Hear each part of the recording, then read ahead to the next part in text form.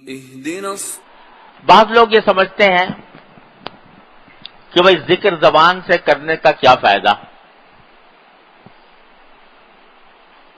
بس اوقات ایسا ہوتا ہے ذکر شروع کیا،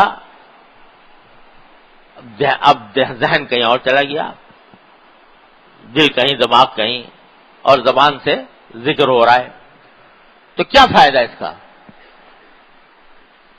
اور ایک کسی نے شعر بھی کہہ دیا کہ بر زباں تسبیح و در دل گاؤ خر، این چنی تسبیح کیا دارد اثر. کہ زبان پہ تو تسبیح ہے، سبحان اللہ آدمی کہہ رہا ہے، اور دل میں گائے کا اور گدھے کا خیال آ رہا ہے. تو وہ شاعر کہتا ہے کہ این چنی تسبیح کیا دارد اثر، ایسی تسبیح کیسے فائدہ پہنچائے گی، کیا اثر کرے گی. لیکن حضرت کی مولانا تھانوی قدس اللہ تعالیٰ سرہ نے فرمایا، اللہ تعالیٰ ان کے درجات بلند فرمائے، کہ یہ کہنے والا جو ہے یہ حقیقت سے آگاہ نہیں. میں کہتا ہوں کہ برزباں تسبیح در دل گاؤ خر، این چنی تسبیح ہم دارد اثر.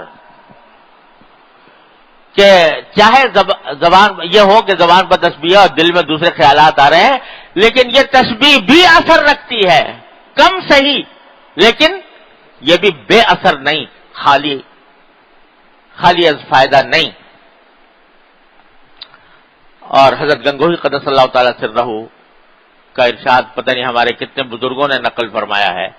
حضرت گنگوہی رحمۃ اللہ علیہ جو قطب الارشاد، ان کا یہ ارشاد نقل فرمایا ہے.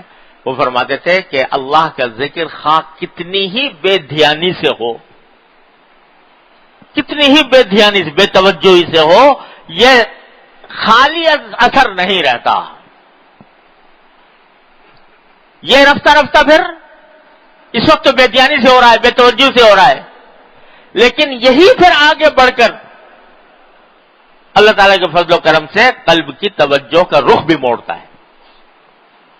جو لوگ یہ سمجھ کر کہ زبانی ذکر کرنے سے کیا فائدہ، جب ذکر کو چھوڑ بیٹھتے ہیں یا نہیں کرتے تو وہ کبھی منزل تک نہیں پہنچ سکتے،